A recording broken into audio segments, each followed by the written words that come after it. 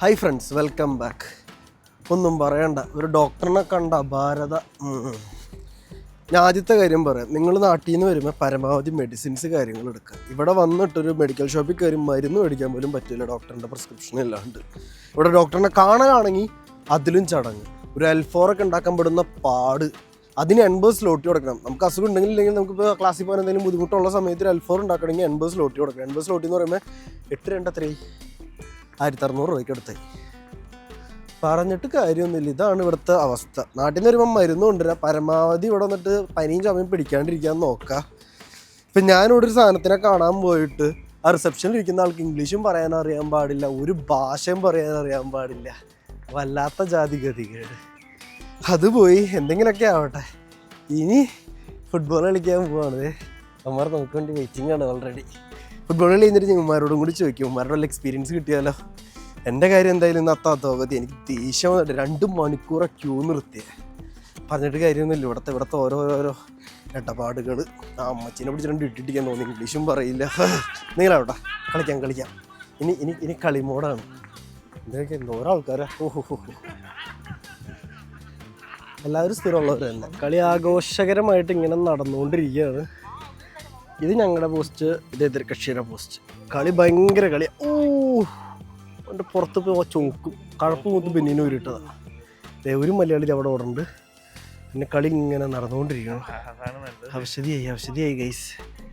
അമ്മേ, ഇവനാണെങ്കിൽ കാല് വരാമെന്ന് പറഞ്ഞ് കളി നിർത്തി ഇറങ്ങുകയും ചെയ്ത് കൂട്ടുകാരന്മാരെ വിളിച്ച് സംസാരിച്ചുകൊണ്ടിരിക്കുകയാണ്. കളിയുടെ അവസാന നിമിഷമായി. ഇനിയിപ്പോൾ പെനാൽറ്റി അടിച്ച് കളിക്കട്ടെ. നേരത്തെ ഇന്നത്തെ കളി എങ്ങനെ ഉണ്ടായടാ? ഈ പറഞ്ഞിട്ട് പോ. നല്ല കളിയായിരുന്നു. 2 വാക്ക് പറ. കളിച്ച നന്നായിട്ട്. എൻ്റെ പുതിയ ബൂട്ട് എന്താ ആത്മാർത്ഥമായിട്ട് കളിക്കാഞ്ഞേ? എനിക്കറിഞ്ഞൂടാ. നല്ല ബൂട്ട് മേടിക്കണം, കാശ് മുടക്കി. എടാ 3000 രൂപ മുടക്കിയതാടാ. സംതിങ് അവസ്ഥ ഗെയിം. Okay, it's fine. അതിന് ഇംഗ്ലീഷ് അറിയില്ല, ഞാൻ വെറുതെ ഇതും കൊണ്ടുപോയി. പിടിച്ച്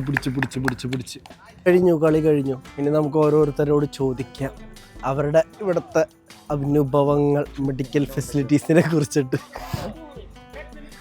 Ankit, tell. Did you have any bad experience? From the medical.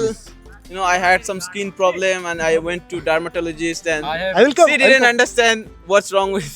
And how with long me. did you wait to see the doctor? Not long, 1 week just. Yeah, not that much long, but she didn't understand. So I had to call my mom and she booked an appointment for Indian doctor. So then In Poland? no, like I'm talking about in Poland. in Poland I had problems. She didn't understand the dermatologist. So I had to call my mom back in India. So And did you get the medicine from medical shop here? no, my friend went to India. She my brought God. it from India. Complicated. Okay, thank you. So seeing doctor here is hard. What about you, sir? Speak about the medical facilities here. So, did you have any bad experience? of course, I had like an infection on my leg. So it was like overgrown nail. The problem was, so my nail went inside the meat were coming outside. It was a very bad infection. I went to the doctor. They told me that I need to operate as soon as possible. What? And when I went to take the appointment, It's fine. and when I went to take the appointment, You can tell. when I went to take the appointment, it took 5 months. They gave me appointment after 5 months to What? operate. 5 months. Yes. Nice. And then did you wait? And no, of course I waited. What should I do? I waited 5 months. Then I got my appointment. Then she pulled my nail, and that's the finishing. Without painkillers? No, without pain. Mathew പറയടാ, നിനക്ക് വല്ല medical facilities issues ഉണ്ടോ ഇവിടുത്തെ? ഇല്ല, ഞാൻ experience ചെയ്തിട്ടില്ല ഇതുവരെ. Shit. Did you face any issues? No, bro. My leg. Anybody? Yeah, bro. I broke my leg. Wait. That story should be nice. Here. Yeah, I broke my leg and I didn't get appointment for 2 months, man. What? For 2 months, yeah. I was walking with the broken leg, man. 2 months? Yeah, man. I was on the bed rest without any reason. And after 2 months, I got. കളി കഴിഞ്ഞു ഞങ്ങളൊക്കെ തിരിച്ചു പോവുകയാണ്. എല്ലാവരും ഇവിടെ ഉണ്ട്. എല്ലാ ടീമുകളും ഈ കൂട്ടത്തിലുണ്ട്. ഇനി ഞങ്ങൾ എവിടെ ഇവൻ ബിരിയാണി ഉണ്ടാക്കിയിട്ടുണ്ട്. ബിരിയാണി കഴിക്കാൻ പോവാണ്. പറ്റിയാൽ ക്ലിപ്പ് എടുക്കാം, പറ്റിയില്ലെങ്കിൽ ക്ലിപ്പ് എടുക്കില്ല. പോസിറ്റീവ്സ് ഞാൻ പറയാം. അതിൻ്റെ മുന്നിൽ എൻ്റെ ഒരു ഫ്രണ്ടിനുണ്ടായ അനുഭവം പറയാം. പുള്ളിക്കാരിക്ക് വയറ്റിലൊരു പ്രശ്നമായി.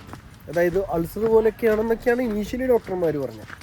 ആദ്യം ഡോക്ടറിനെ കാണാൻ വേണ്ടിയുള്ള പടാപ്പാടായിരുന്നു. അവൾ ഒരു 3 ആഴ്ച വെയിറ്റ് ചെയ്തിട്ടാണ് അപ്പോയിൻമെൻറ്റ് കിട്ടി ഡോക്ടറിനെ കണ്ടത്. അതും എമർജൻസി കാര്യങ്ങളൊക്കെ പലതും കാട്ടിക്കൂട്ടിയിട്ടാണ് കാണാൻ പറ്റിയത്.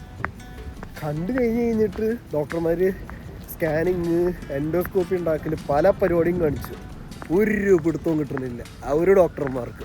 അത് കഴിഞ്ഞിട്ട് അവസാനം അവളെ അഡ്മിറ്റ് ചെയ്ത് അവളവിടെ ഒരു മെഡിക്കൽ സ്പെസിഫിൻ ആക്കി വെച്ച പോലെ ആയിപ്പോയി. എല്ലാ സ്റ്റുഡൻസിനെയും കൊണ്ട് ഇവളുടെ മേത്ത് ചികിത്സിപ്പിക്കൽ, ഡയഗ്നോസിസ് പരിപാടികളായിട്ട് വെറുപ്പിക്കൽ. ഇവൾക്കാണെങ്കിൽ രാജ്യം വിടാൻ പറ്റില്ല. ഞാൻ മുന്നേ പറഞ്ഞിട്ടുണ്ട് ഉള്ള കേസ്. എനിക്ക് TRC ഇല്ലാത്തതിൻ്റെ പേരിൽ രാജ്യം കിടക്കാൻ പറ്റൂല. ഇവിടെ പെട്ട അവസ്ഥ, വല്ലാത്ത ജാതി അവസ്ഥയായിരുന്നു. എന്ത് പറയാ. പിന്നെ എൻ്റെ വേറൊരു കൂട്ടുകാരൻ്റെ ഉണ്ട്, അവന് വേറൊരു കൂട്ടുകാരൻ, അവൻ്റെ അവസ്ഥയാണെങ്കിൽ എമർജൻസി സിറ്റുവേഷൻ ആയതുകൊണ്ട് ഡോക്ടറിനെ കാണാൻ പറ്റി. എൻ്റെ കാലിന് എന്തോ പറ്റിയതാണ്. അത് കഴിഞ്ഞ് കുറച്ച് കാലം കഴിഞ്ഞ് ക്ലാസ്സിലിട്ടൊക്കെ മുറിച്ചാണല്ലോ. അപ്പോൾ ഇവന് അപ്പോയിൻമെൻറ്റ് കിട്ടണം പെട്ട്. അപ്പോൾ പ്രൈവറ്റായിട്ട് അപ്പോയിൻമെൻറ്റ് എടുത്ത് കാല് മുറിച്ചപ്പോൾ പക്ഷേ കാലിൻ്റെ പ്ലാസ്റ്റർ മുറിച്ച് കളഞ്ഞപ്പോൾ 1600 സ്ലോട്ടി കൊടുത്തു. പറഞ്ഞിട്ട് കാര്യമില്ല. ഇവിടുത്തെ പോസിറ്റീവ് പറയുകയാണെങ്കിൽ ഡോക്ടറിനെ കാണാൻ വേണ്ടി ഞങ്ങൾക്ക് അത്ര മുട്ടി നിൽക്കുകയാണെങ്കിൽ, ഇത്തിരി സീരിയസ് ആയ രീതിയിലാണെങ്കിൽ അപ്പോൾ കാണാം. എമർജൻസി സിറ്റുവേഷൻസിൽ നമുക്ക് ഡോക്ടറിനെ കാണാൻ പറ്റും. നമുക്ക് ഇവിടെ നമ്പറും കാര്യങ്ങളൊക്കെ ഉണ്ട്. ആ നമ്പറിൽ വിളിച്ച് കഴിഞ്ഞാൽ ആംബുലൻസ് പോലെ സെറ്റപ്പിലൊക്കെ വന്ന് നമ്മൾ എടുത്തുകൊണ്ട് അപ്പോൾ തന്നെ ഡോക്ടറെ കാണാം.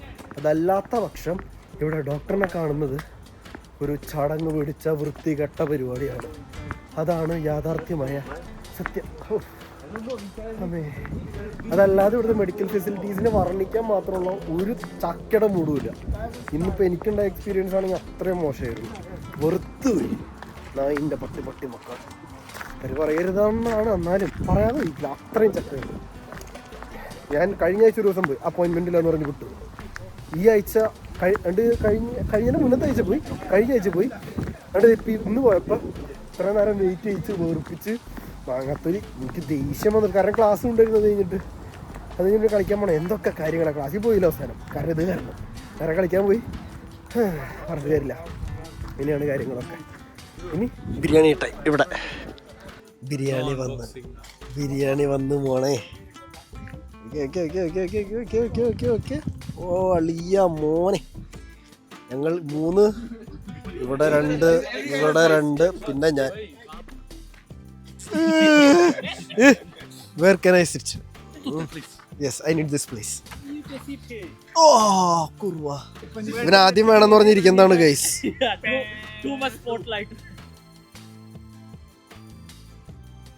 ബിരിയാണി വിളമ്പുന്ന സ്ഥലത്തിലേക്ക് നമ്മൾ എത്തിയിട്ടുണ്ട്. വിളമ്പിക്കൊണ്ടിരിക്കുന്നു. പാത്രം വാങ്ങി, ഗ്ലാസ് വാങ്ങി, എല്ലാ സാധനവും വാങ്ങിയിട്ട് ദേവന്മാർ ഇതേവിടെ വിളമ്പിക്കൊണ്ടിരിക്കുന്നു. ഓരോരുത്തരും വരുന്നു, പാത്രം എടുക്കുന്നു. ഞാനും എടുക്കട്ടെ, അല്ലെങ്കിൽ എനിക്ക് കിട്ടാൻ സാധ്യത ഇല്ല.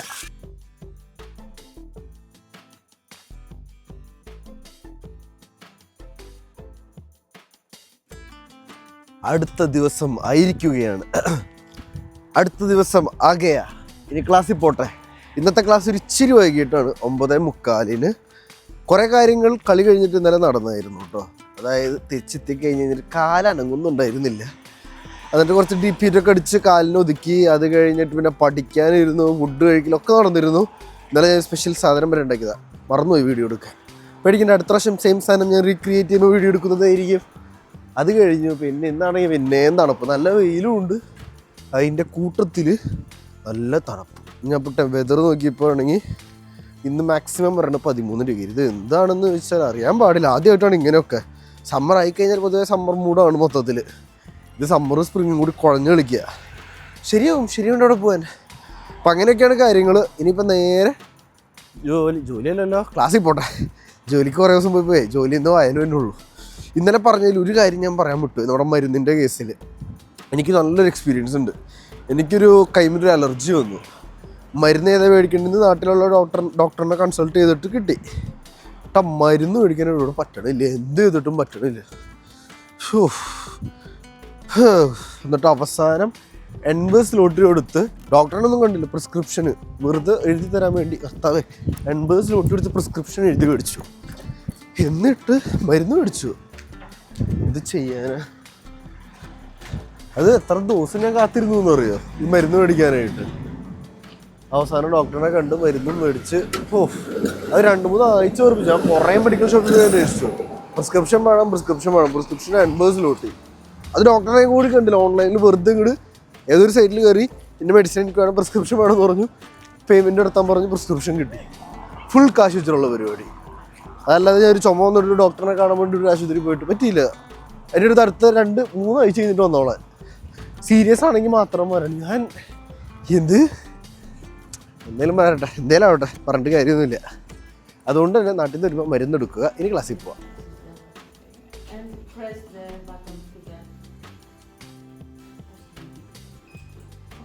ക്ലാസ് കഴിഞ്ഞിട്ട് പിന്നെ വീഡിയോ എടുക്കാൻ നേരം കിട്ടിയില്ല. അത് കഴിഞ്ഞ് പിന്നെ ഹോസ്റ്റലിൽ പോയി തിരിച്ചു വന്നു. അടുത്ത ക്ലാസ്സിൽ കയറി. ആ ക്ലാസ്സിന് എക്സ്റേയുടെ പരിപാടികളായിരുന്നു. പിന്നെ ആദ്യത്തെ ക്ലാസ്സിനായിരുന്നെങ്കിൽ കുറേ ഇൻഫെക്ഷ്യസ് ഡിസീസിൻ്റെ കേസിനെ കുറിച്ചായിരുന്നു. അങ്ങനെ ബോറടിച്ചും പ്രാക്ടിക്കലും കാര്യങ്ങളൊക്കെ ആയിട്ട് ക്ലാസ് പോയി. വീഡിയോ എടുക്കാനായിട്ട് ഫോണിൽ ചാർജ് ഇല്ലായിരുന്നു. അപ്പോൾ വീഡിയോ എടുത്തില്ല, ക്ലാസ് അങ്ങനെ പോയി. അത് കഴിഞ്ഞപ്പോൾ ഞാൻ പോയി ഇൻഷുറൻസ് എടുത്തു. അതിന് ഞാൻ 30,000 സ്ലോട്ടിയുടെ എടുത്തത്. അതിനിപ്പോൾ ഒരു 40 സ്ലോട്ടി എടുത്തു. പക്ഷേ എൻ്റെ കൂടെയുള്ള ആൾ അത് യൂറോയ്ക്ക് എടുത്തു. അതിന് 90 ആയി. അങ്ങനത്തെ ഒരു വ്യത്യാസമുണ്ട്. നിങ്ങളുടെ എന്താണോ ആവശ്യം അതിനനുസരിച്ചിട്ട് ഇൻഷുറൻസ് എപ്പോഴും എടുക്കുക. അത് കഴിഞ്ഞിട്ട് ഞാൻ ഫുഡ് കഴിക്കാൻ വന്നു. കാരണം ഇന്നൊന്നും ഉണ്ടാക്കിയിട്ടില്ല. വിശന്നിട്ട് കണ്ണ് കാണാൻ പാടില്ല. ഇപ്പോൾ ഞങ്ങൾ വന്നപ്പോഴാണെങ്കിൽ ഒരു പർട്ടിക്കുലർ ടൈം കഴിഞ്ഞ് കഴിഞ്ഞാൽ 50% ഡിസ്കൗണ്ട് ഉണ്ട്. അതുകൊണ്ട് തന്നെ ഇത്രയും ഫുഡിന്, അതായത് നിറച്ചുണ്ട് കേട്ടോ, ഇത്രയും ഫുഡിന് 100 ഗ്രാമിന് വിശന്നിട്ട് പാടില്ല, അതുകൊണ്ട 100 ഗ്രാമിന് 3.5 സ്ലോട്ടി വെച്ചിട്ട് ഇത്രയും സാധനത്തിന് ഞാൻ 29 സ്ലോട്ടി കൊടുത്തു. ഈ പ്ലേറ്റിന് ഞങ്ങൾ 20 സ്ലോട്ടി കൊടുത്തു. അപ്പോൾ അങ്ങനെയൊക്കെ ആയിരുന്നു കാര്യങ്ങൾ. ഇനി ഇത് കഴിക്കുക, തിരിച്ച് ഹോസ്റ്റലിൽ പോവുക, കിടന്നുറങ്ങുക. അപ്പോൾ ഓവറോൾ ദിവസത്തിനെ കുറിച്ച് പറയുകയാണെങ്കിൽ കുഴപ്പമില്ലായിരുന്നു. പിന്നെ ഒരു കാര്യം കൂടി ഉണ്ട്. ഇൻഷുറൻസ് എടുക്കാൻ പോയപ്പോഴായാലും അവിടുത്തെ റിസപ്ഷനിലുള്ളവരാവട്ടെ അവിടെ ഉള്ളവരാവട്ടെ ചെറ്റകളായിരുന്നു. ഇംഗ്ലീഷ് അറിഞ്ഞിട്ടും നമ്മളെ അങ്ങ് ഇഗ്നോർ ചെയ്ത് കളഞ്ഞു. എന്തെങ്കിലും ആവട്ടെ, കഴിക്കുക, അതിൽ സന്തോഷിക്കുക, പോവുക, ബൈ ബൈ. എൻ്റെ 10-14 വർഷത്തെ കൂട്ടുകാരിയാണ് ഡോക്ടറാവാൻ പോവുക.